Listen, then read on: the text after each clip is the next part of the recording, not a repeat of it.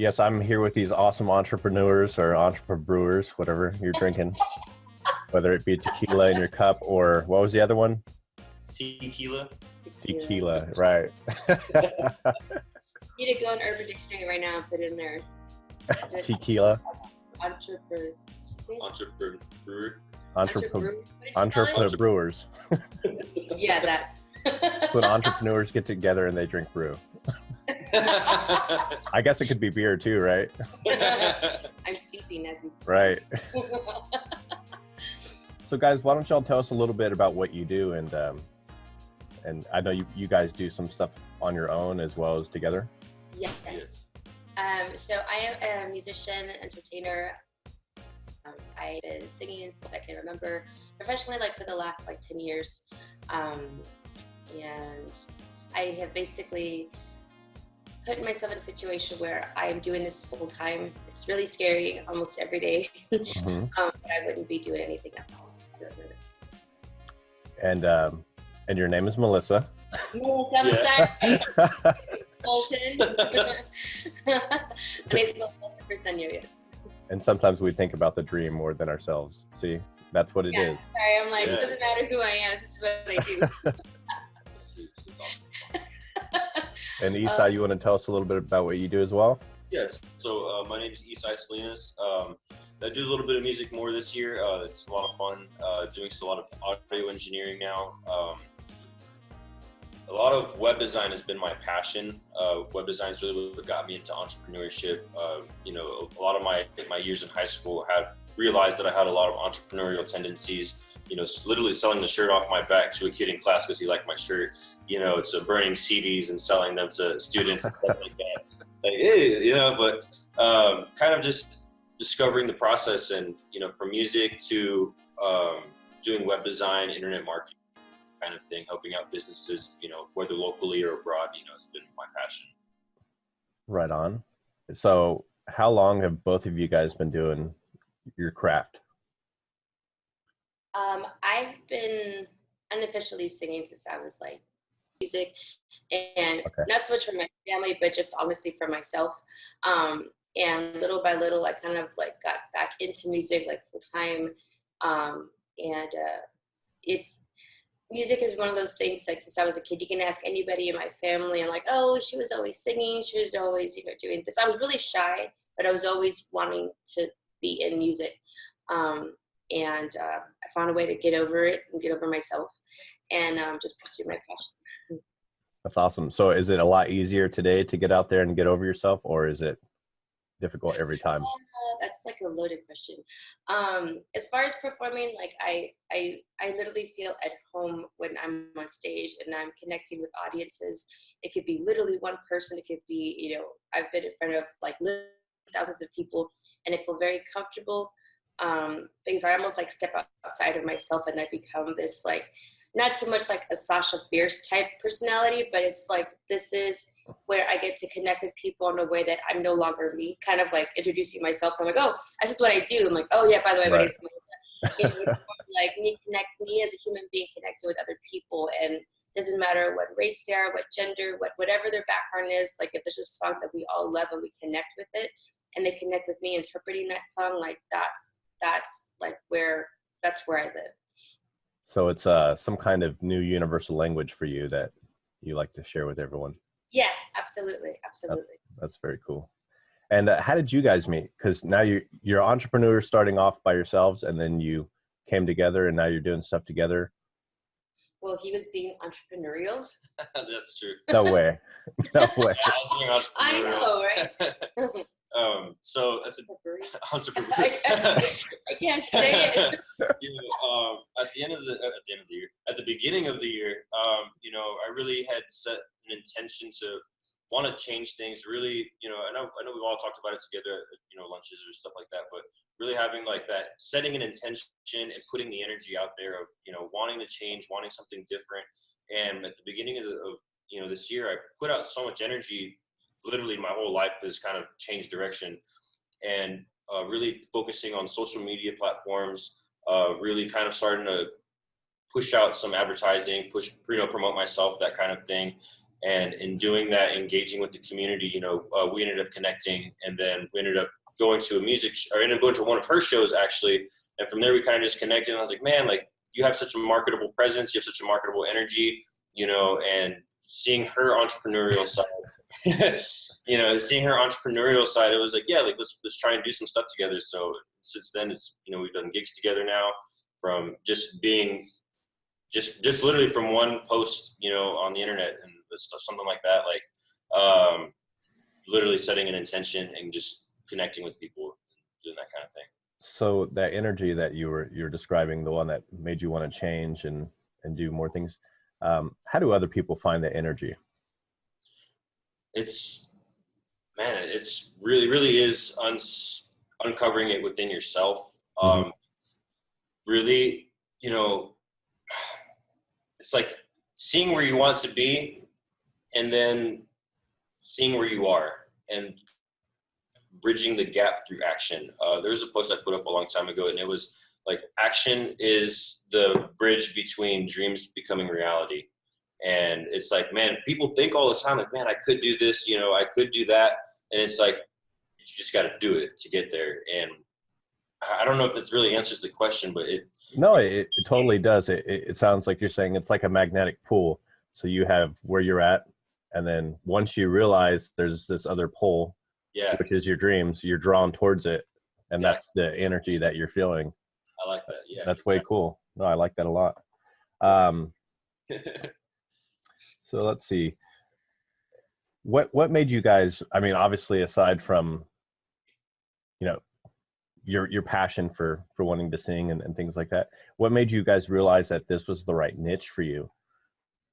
That this is what you wanted to do? I mean, because there's a lot of ways to get to our goals, right? A lot of vehicles and things like that, but you guys chose this in particular. Tell us why. As far as like what we do, or there's literally nothing else I would rather do. I've done other things, and I've gotten, I was really good at it, but it was like waking up every day was like a chore, in the sense that I'm like, oh, I have to go do this, or I have to go that, because that's how I buy stuff, and it was literally just like a conveyor belt of life, where it's like, okay, you're just kind of literally going through the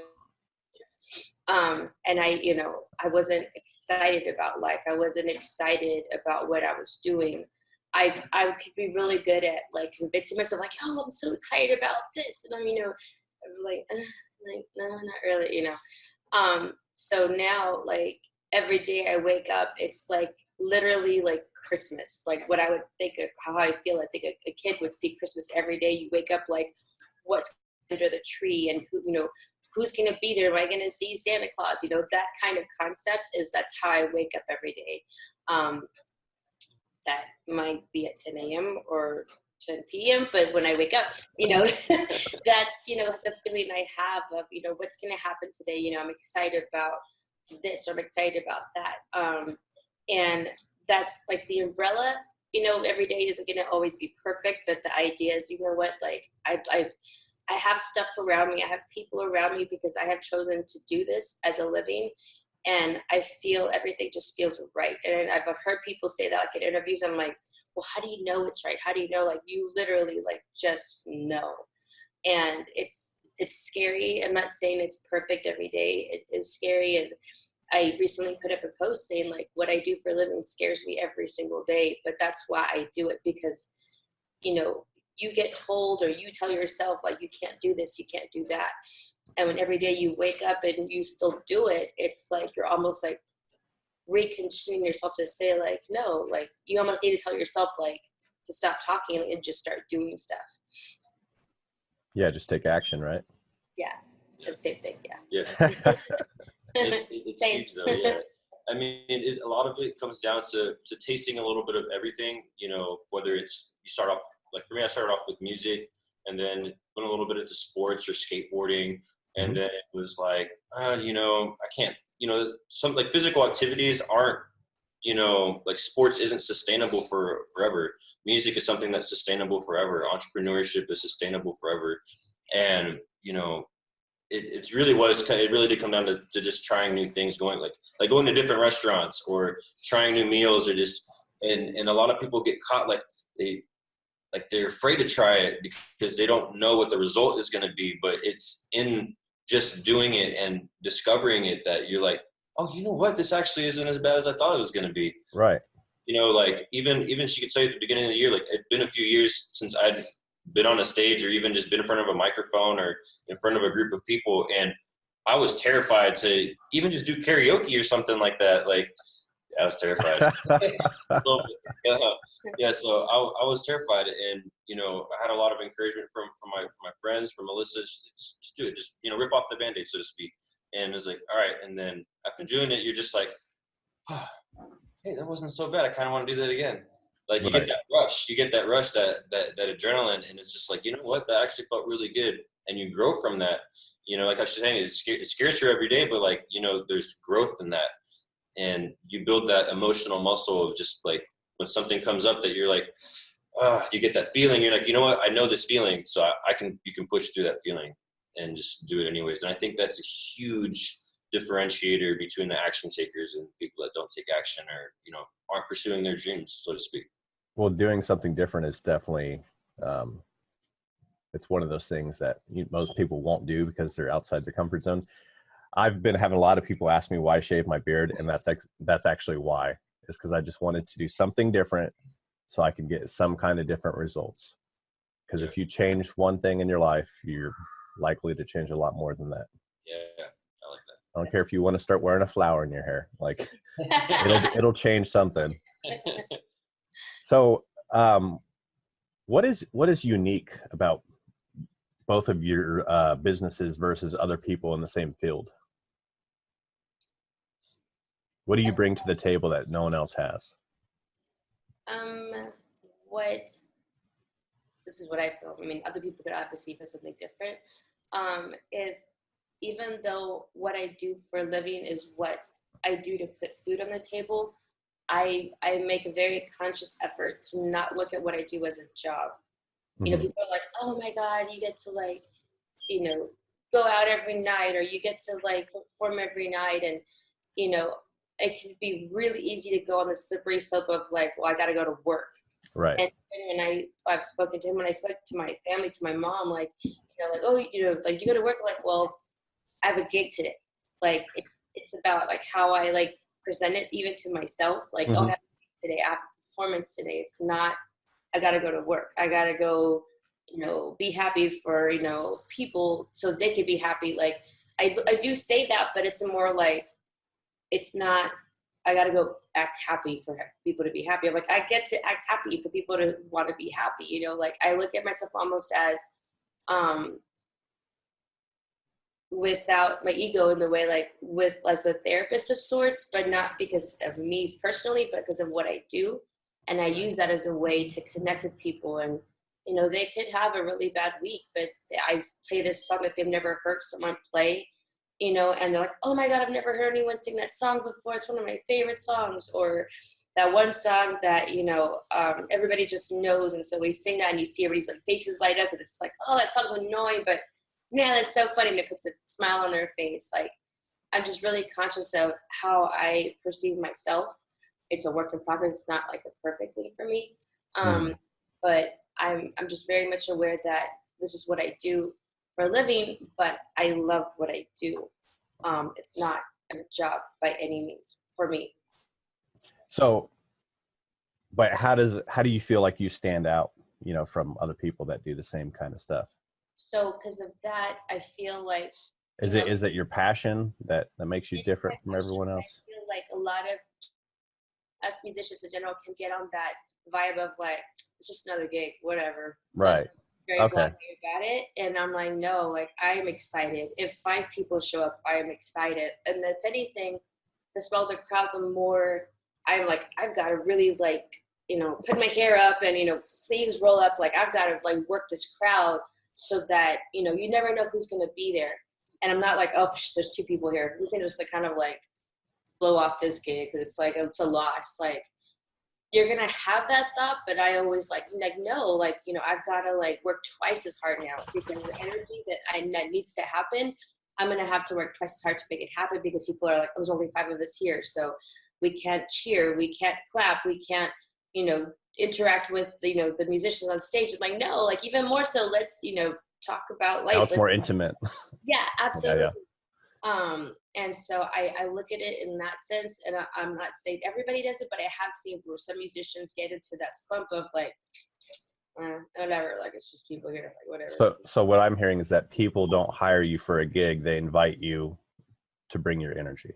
Yes, and I don't advertise. Everything is word of mouth, so I'm very appreciative of that. And that that's more of a huge compliment to me when people say like, you know, you bring such a great energy, and I've heard that several times, and I say that humbly, but that's more of a bigger compliment to me than, oh my God, you're an amazing vocalist. Oh my God, you're an amazing guitar or piano player. Like when they tell me specifically, like, we love your energy, that I'm not aiming for that compliment, but that is the biggest compliment that I feel like I could get, because that's going to impact them the most. Yeah, absolutely. That's awesome. And Esai, yourself, what makes you stand out? Because you do a few different things as well. Yeah, there's quite a few different things. You know, man, I've been trying to process how to articulate it. It's a word, like a phrase called like being a servant leader.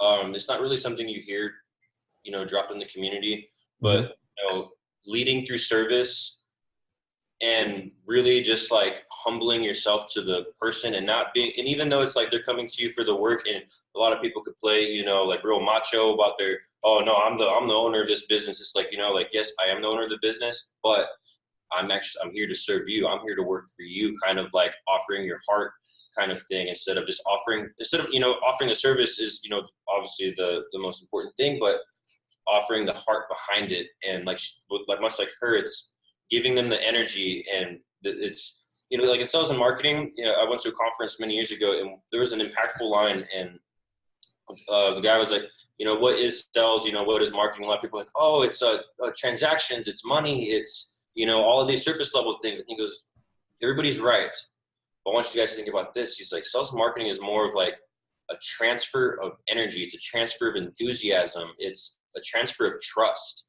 And, you know, really being able to have the customer or the client or the audience on the other end feel that is something that I believe stands out uniquely, because only you have that energy that you can give out. Like, you know, Colton's energy is going to be unique than what my energy is or Melissa's energy is. Right. And I think in that sense, like, that's one way that we stand out. And it's really the set of principles that you carry with you leading into the job or into the service you're going to provide, that kind of thing. Right. You know? And I feel like that's something that really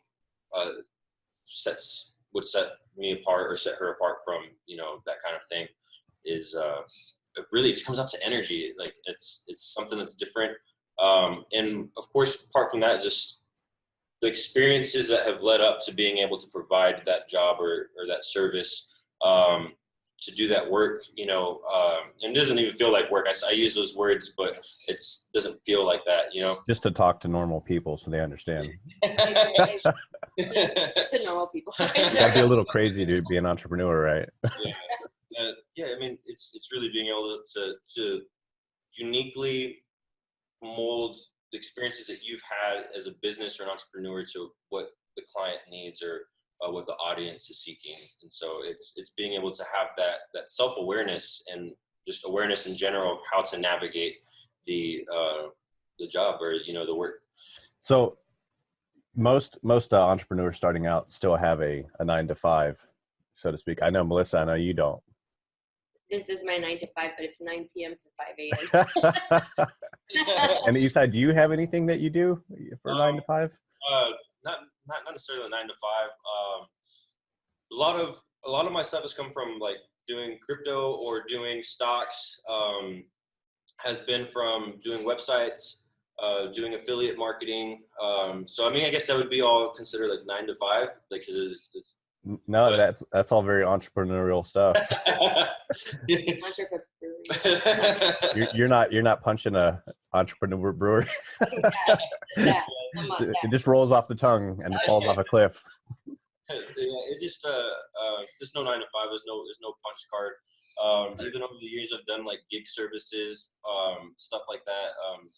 I guess I don't know if they call them economy gigs now or what they call them, but literally just doing a little bit of everything. Honestly, doing anything to not have to do, a regular 9 to 5. Anything to not punch a time clock. Yeah, that's awesome. Honestly, and I've always enjoyed being in the workforce, but there's just like that, like deep down inside, you're like, man, I could be doing something different. I could be at home, or I could be, out and about doing what I personally love to do. And it's, they say that a 9 to 5 is like a salary is the most addictive thing in the world because it's security, it's safety, and there's nothing wrong with that, but I will say, like, trying to literally do anything that it takes to not have a punch card, just to have that freedom. So. But if I may add to that, I think just because I personally know him, it's not because I'm very much again aware about how I word things and how I see things. It's not that he wants to stay away from the 9 to 5. It's because he's so looking forward to being an entrepreneur. Yeah. So it's kind of like this flip of, I don't want to be late. I want to be on time. Like, it's more of like the positive. Yeah, that makes sense. Direction. Yeah. It's not like, I just don't want to work 9 to 5. That's no, that's not the way I took it at all. Yeah. I took it as like, I think most people are searching for this freedom, and you guys, props to you guys. You're literally off the chain. Like, you aren't connected to that. You guys are doing it. Most entrepreneurs, always have a 9 to 5, and then they're doing their side gig until it turns into something else. But you guys, y'all are off the chain. So that's awesome. And just real quick, so anybody else starting out in the field that you're familiar with, what kind of advice could you give them? What piece of advice could you add to that? It really okay. So if it's like internet marketing, I would say internet marketing, but digital marketing or advertising, or even online sales, or because that's where I originally started. I mean, one thing that really impacted my life and that people really said stood out. So I used to do a lot of direct sales, literally walking the streets of San Antonio with the box in hand and products in the box, and, talking to every single person, peddling products. And man, that was a painful experience, but one that had a lot of growth, because it's like, this isn't a regular, I'm behind a desk, or behind a computer typing away kind of thing. It's just, you're talking to everybody that's everybody. Like, I've seen some pretty crazy. My trainer was, this is pretty intense. But one thing that I always realized, with the internet, it's like you can do one-to-one approach, or you can do a one-to-many approach. Kind of like what we're doing here. Like we're doing one-on-one, digitally, but this is going to go one-to-many. You know, and me introducing that concept even 5 or 6 years ago, almost 10 years ago, like, people like, you're crazy. Like, dude, like, no, just one-to-one. Like, what are you doing? Don't get that out of your head. And I'm like, no. Like, I'm telling you.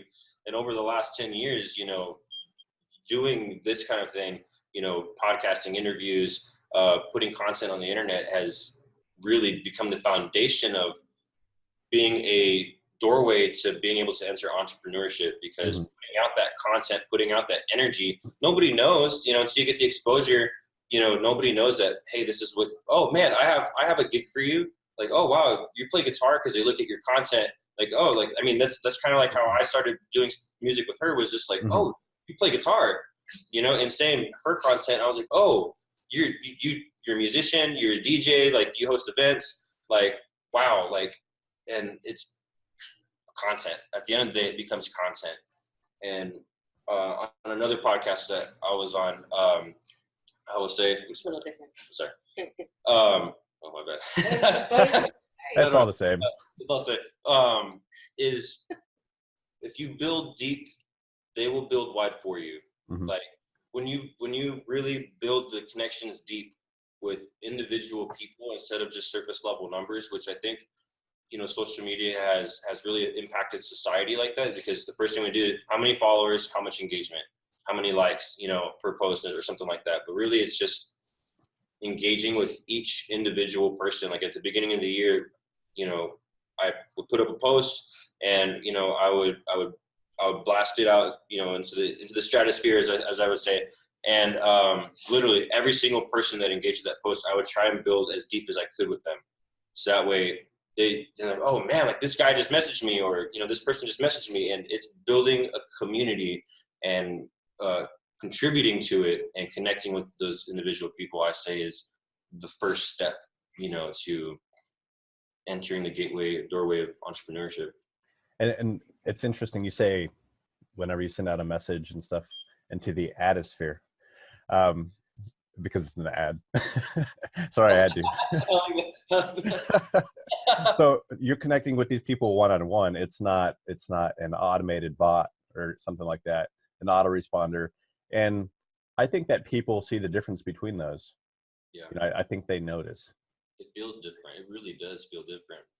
Even like on a platform like LinkedIn, like just recently I started reusing my LinkedIn again, and literally half my inbox was, hey, some kind of sales pitch. And I'm like, man, this just really turns you off, kind of thing. Right.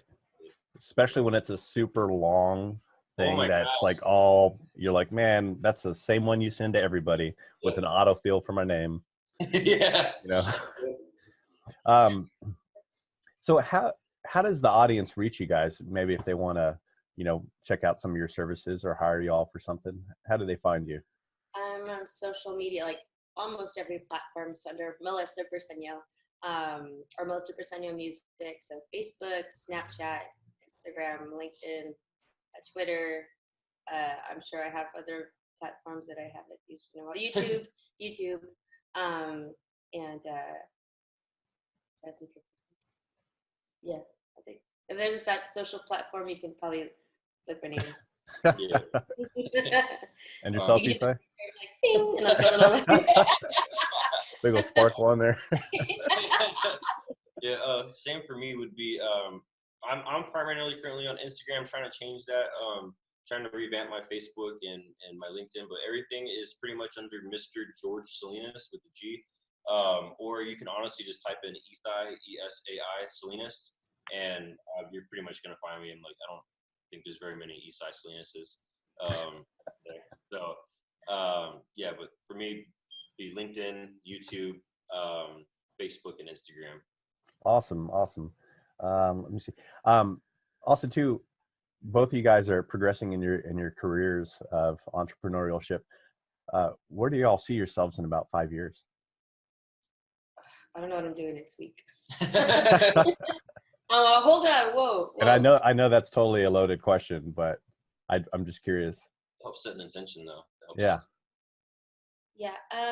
It's just, and it sounds so like unexciting, but growing up, it was, I want to be a rock star. I want to be, a performer on stage. And the people that I saw growing up, I still have that idea. I haven't let go of that idea, but I'm also not holding myself to a level that if I don't get to this level, that means I have failed. That means that I haven't achieved my dream. To touch base on growing up, I even had teachers or professors that would question, like, I don't know if you should be in music. And they would literally question me. And, it was, for me, it was like a huge blow. Like, wait, you think I'm not? And it was like this one person that would just say, like, I don't know if you're good enough. I don't know if you're, honestly, that's what they would tell me. And I remember feeling like just devastated, like, this is what I want to do. What do you mean I'm not good at this? It's not like easy, like being a lawyer or a doctor. You go to school, you do the math, you do the work, and you do your tests and you get certified, then you become a doctor. Like, you could be the best singer in the world. You could have the perfect face, the perfect body, the perfect team around you, and it won't work out. Like, this is like worse than rocket science, or better, I say, than rocket science, because there's no formula. I mean, people say there's a formula to making, right, rock star.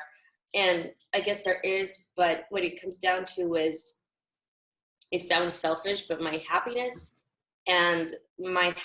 with my daily life.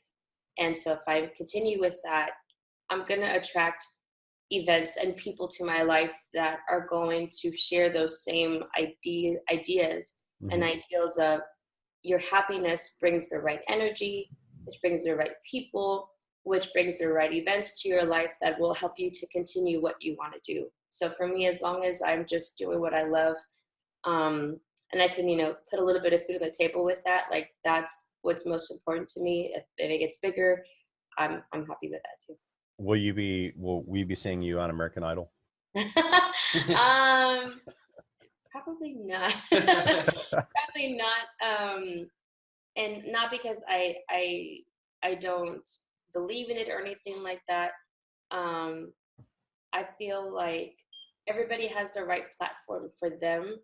For me, I just feel that I have a different path, and that I'm not trying to do a quick shot up to the top kind of thing. And not that American Idol or The Voice kind of stuff is or isn't. Mm-hmm.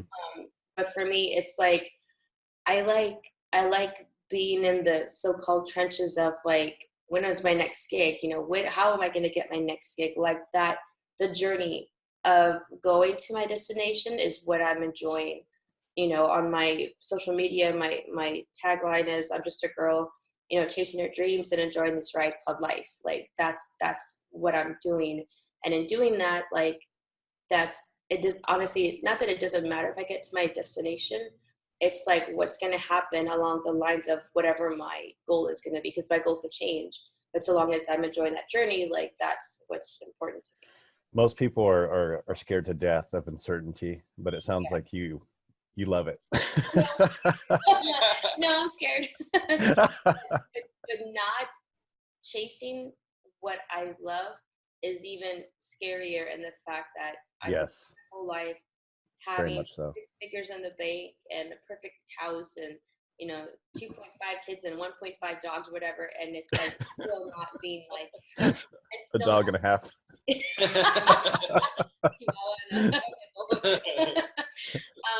But the idea of not doing what I love because to appease other people or to make sure that I have like the job security scares me in a negative way. Like that's just not even an option, at least for me, for now, for the next 5 years. I'm gonna keep going with the journey that I have. Awesome, that's a great answer. And Esai, how are you? I know you're contemplating all this while she's talking. You're like, keep talking, I have to keep thinking about this.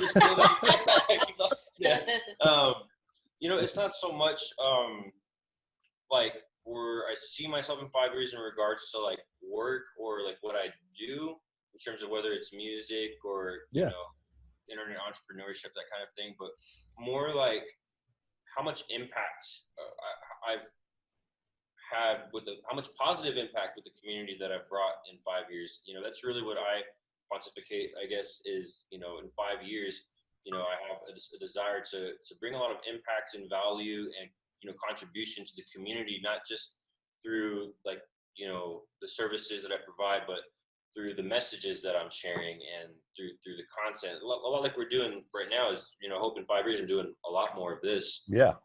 And really connecting and sharing the story and, tidbits of advice and, just enjoying the process. Honestly, the one thing about entrepreneurship is it gets to be a lifelong process. It's a lifelong journey, because a lot of times in life we hit goals and we hit milestones and you have that high for a little bit and then it's just like, now what?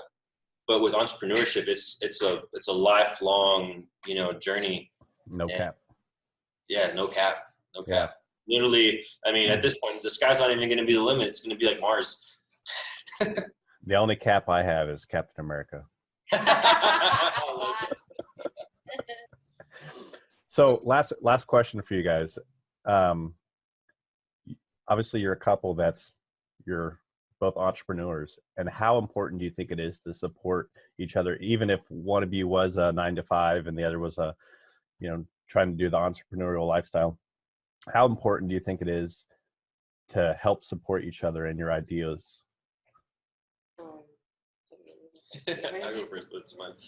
Honestly, it's the foundation. Communication is the foundation.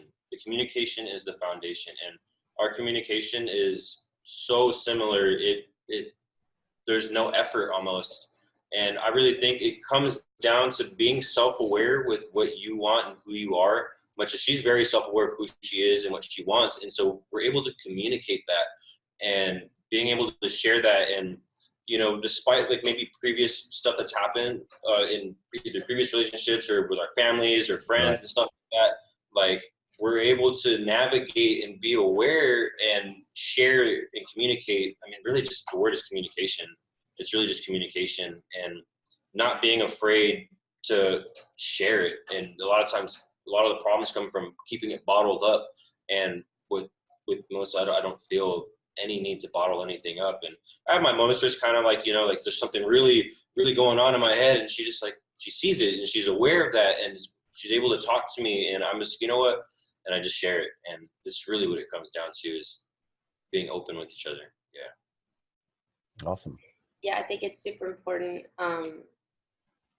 More than anything is with any relationship, romantic or not, like you need to be honest with yourself about who you are and who you want to be, because you might say you're a positive person, but if you're just kind of a POS inside, like you're going to attract POS people around you.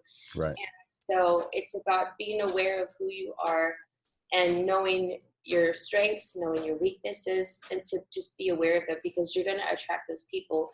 And, you know, life comes at you and you think you're this person, you're like, guess I wasn't, you know, and then, and you shift and you adjust. And it was when I made an adjustment in my just overall life that literally, like, I was flooded with just people in general in my life that were very uplifting, that were very supportive. And then with Esai, it's the same thing. He's very supportive. He's very strong in who he is, but he's also very, I guess, aware of who I am and where I'm at. And he's what's the word? He's supportive, like he's strong, but he's also soft in the sense when it comes to me. Like he knows when to be strong with me. He knows when to be soft with me. Sometimes I have to remind him. But, like, hey, what's going on? But he's a very good mix of strong and supportive, if that makes sense. It sounds like you guys have a really good polarity. Yeah. And that you really build each other up and not tear each other down. Absolutely. Which is what most people do. Right. So that's the case, like, why even do it? Like, you know, I could tear myself down all by myself. I don't need help. Right. Like, you know?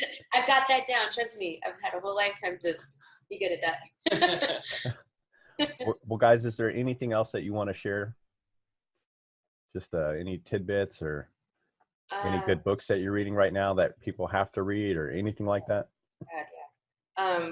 We were talking about, you know, the advice to give to people. One thing that I was thinking about is that I have a degree in music marketing, so I went to college, you know, I did the proper thing, but it's like, okay, now what? I have a piece of paper. What do I do with it? You know, and the music is like, it was helpful. I'm very thankful that I have that piece of paper, but I just recommend people, no matter if it's in music, you want to be a doctor, you know, whatever you want to do, is to intern as much as you can. Be around the people that you want to be. You know, you want to be a musician. So, you know, if you're old enough, like, go out to gigs, like go out and just meet musicians.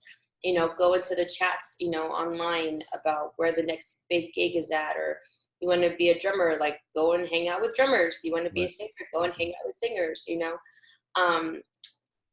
And it doesn't have to be like trying to reach out to Ariana Grande or Rihanna, but it's like, you know, reach out to the local, you know, talent in your city or wherever you're at. And, you know, hey, so just literally Melissa Bresnos and like literally, like you would be surprised how much the right people are willing to be like, oh my God, like you really want to follow me, or you really want me to help you? Like, I would love to help you. Like, oh really? Like, oh thanks, I didn't think you would want to, but you don't know if you don't ask. right. Being comfortable with being told no, and having that, you know, quote, thick skin of like, you know, like, so now what? What's plan X? What's plan Y? What's plan Z? And it really helps to filter out people that just kind of want to do it, to people that like, I'm like mentally getting beat up. I'm all bruised and scratched up, but man, this is awesome. Like I wouldn't want to be doing anything else. Get outside of your comfort zone. Yeah, exactly. I haven't read it in a while, but one of my favorite books we were talking about is The Alchemist by Paulo Coelho. I've read it. It's an amazing book. I literally read it, like I was like, I couldn't put it down. It just kind of goes with the same idea of like, you don't know how good you are until you figure something out, and you just believe it in yourself. It sounds so cheesy, but it really does come down to that. Because if you don't have that foundation, you will get sold one way or another. If you've read The Alchemist, you should also read The Four Agreements. I have that. There you go. It's all sitting right there. Well, bam. Bam.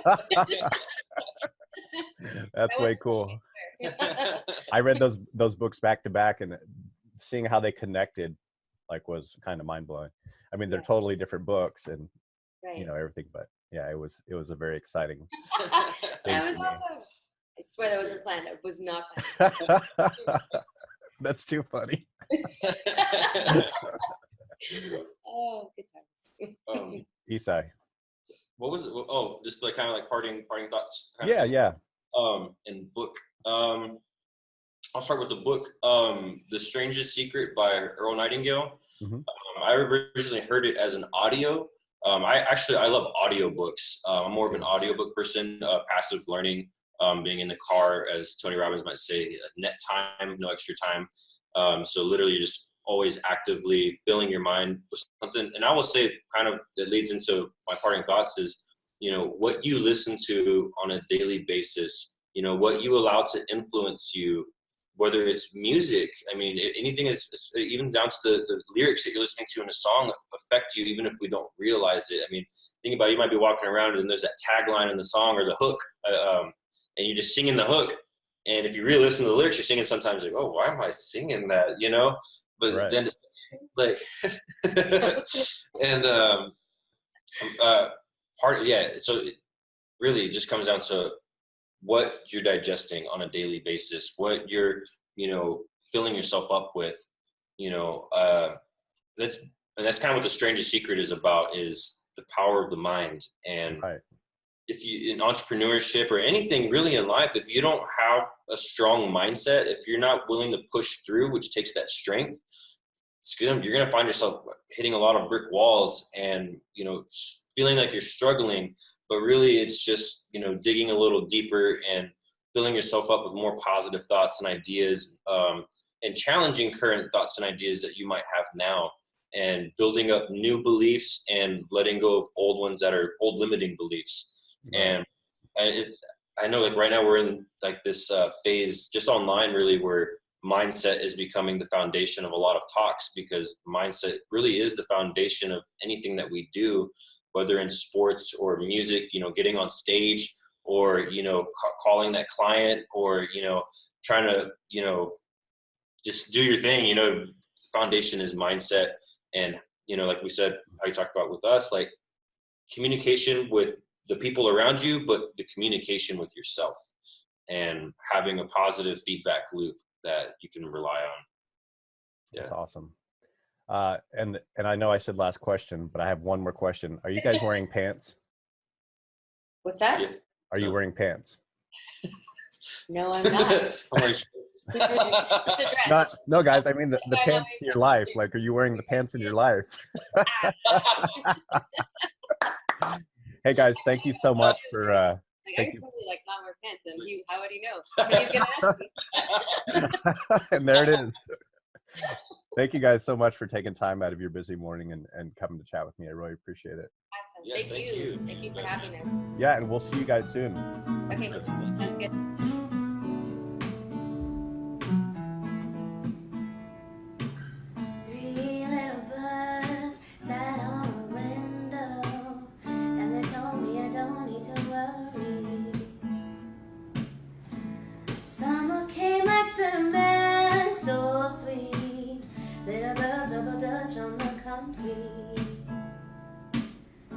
Maybe sometimes we got it wrong, but it's alright. The more things seem to change.